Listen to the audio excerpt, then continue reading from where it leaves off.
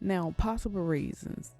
One of the possible reasons that you may not be getting called back the way you feel like you should, you could be in one of these Facebook groups where it's either a couple of hundreds or a couple of thousand people in there, and they will list work from home jobs, and everybody just apply to the same job at one time. So basically what ends up happening is the company is flooded with applications all at one time. Just like you're waiting for a job to pop, so is someone else. And if you have a group full of people that's looking for work from home jobs, or a certain type of work from home job, or a certain hourly requirement, or just looking for one in general, when they see something pop, they are going to apply just like you.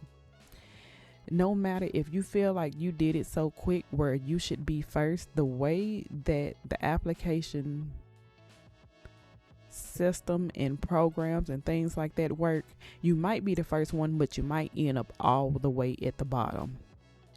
And you could see it 16 hours later, apply, and you may get called right off. Or you may end up seeing it 16 hours later, click on the link, and it's not there. So it's almost like whenever you're in a Facebook group, you have to think, is it a smart move to be in a Facebook group with hundreds and thousands of people if you are looking to apply to a job? Now, it's nothing wrong with, getting out there, because it's just like the lottery basically. You might get it, you might not. But just think about that when you are applying for a work from home job and you're in a Facebook group and everyone is applying to that same job at one time. And just think about everybody may not push like, or some type emoji just to let the person know that they applied. Some people just click on the link and see what happens. So just keep that in mind. 2, your resume is not catching the right eyes. Now, I'll tell you guys in a little bit on what you guys can do about that.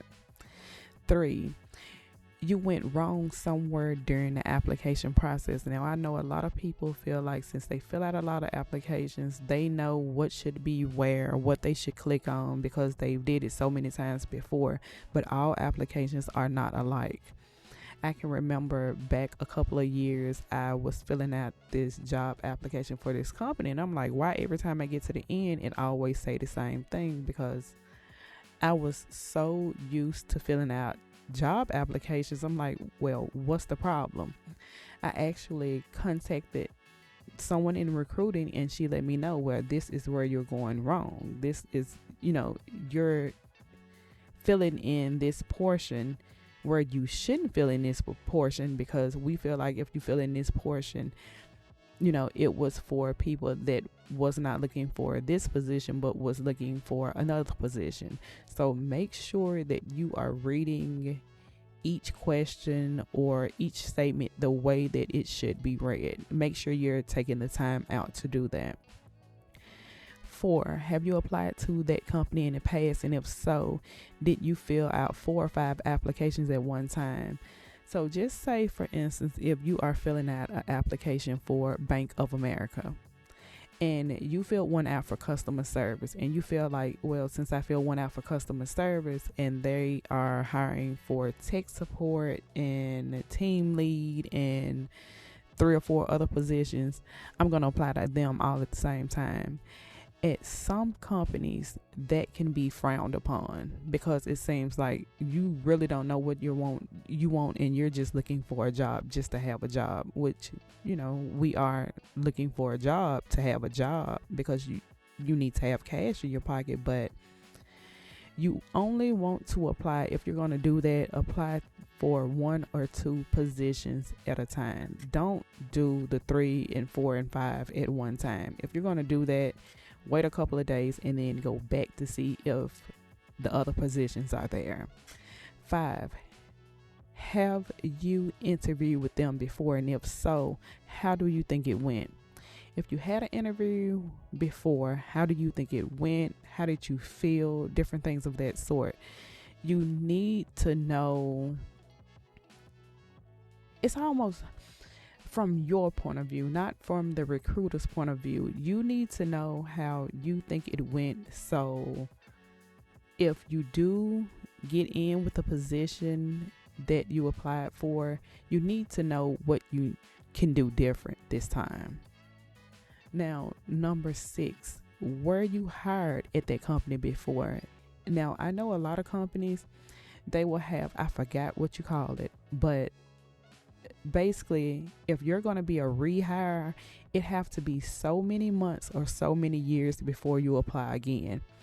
Each time you apply, so just say for instance, you should have waited a year before you can go through the rehire process. And just say it was maybe 9 months and 20 days and you reapplied, that can knock you off a whole nother year. And without you actually knowing their rehire process, you can mess yourself up. That's the reason why when you're filling out an application, most companies will ask you, have you been hired here before?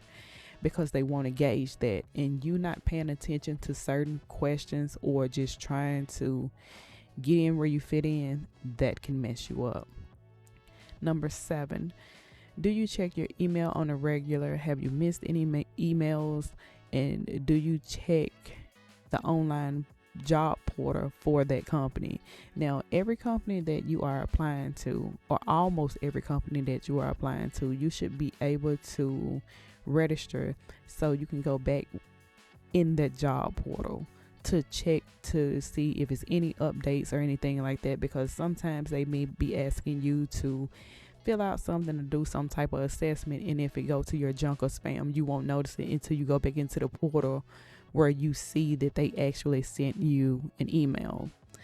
Do you check your emails? Now, for Gmail, I don't know about any other emailing service because I have Gmail when I'm filling out job applications. I know some can go to your main folder, but some can also go to your promotions and some can go to your junk. So do you make sure that you check, all of those different places to make sure you're checking for an email from them. Number 8, have you taken any online courses that will help elevate you? For instance, if you keep going for jobs in customer service, have you tried to take any courses to help you, be better in customer service? Have you taken any courses where, it will help you in the management side of customer service? Things like that. And 9, are you only looking for 1 or 2 different types of positions? Now, I know a lot of us do this. You are only looking for jobs like customer service or sales. If you are only looking for jobs in customer service or sales, you are selling yourself short. Don't let that be the only filter that you put in.